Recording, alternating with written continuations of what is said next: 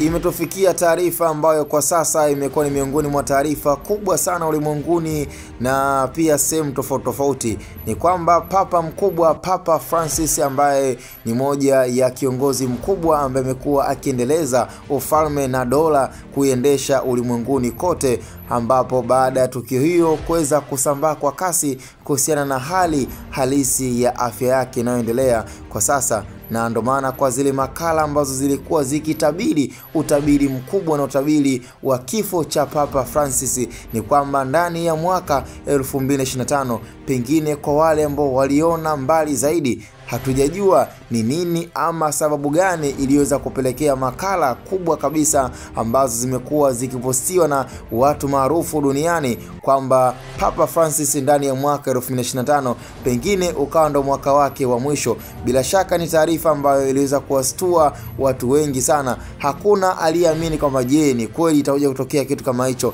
lakini dalili zimeanza kujitokeza na kuonekana wazi wazi. Nikufahamishe mpaka sasa hivi Papa Francis yupo hospitali hoi bin taabani, na mpaka muda huu tunavyozungumza anapumulia mipira tena ya oxygen, na yote ni baada ya kuonekana tatizo linalomsumbua ni tatizo la upumuaji, kwamba amekuwa akipumua kwa shida, akipumua kwa tabu sana. Na hapo ndo dalili zikaanza kuonekana kwa yale walioyazungumza katika makala za nyuma kwamba mwaka 2025 basi kutakuwa na tukio kubwa na simanzi kubwa kabisa katika ulimwengu huu unaoendelea kwa sasa. Papa Francis ambaye amekuwa ndo kiongozi wa dola inayoendelea kusifika ulimwenguni, kwa madola inayoendesha dunia na ulimwengu ni Roman Catholic, na yeye akiwa kama ndo kiongozi mkuu Papa Francis, ambaye bila shaka nafikiri kwa wale ambao wamekuwa wakimfuatilia na wakimsikiliza, basi kumekuwa na mambo mengi ambayo yamekuwa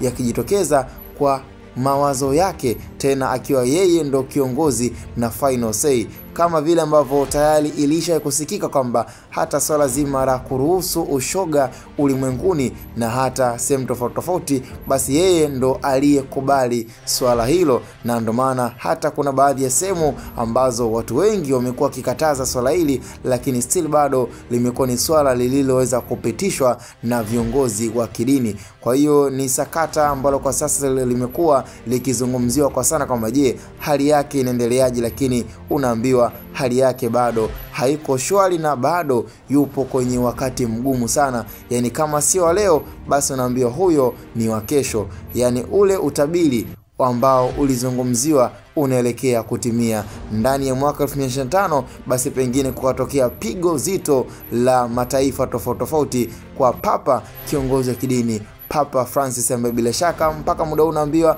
viongozi wamekusanyika, viongozi kutokea Italy, kutokea Argentina, wote ni kuhusiana tu na kuangalia hali halisi itakayoweza kujitokeza kwa Papa Francis. Sema cha msingi, tukutane kwenye comment. Ni Hatboy Media.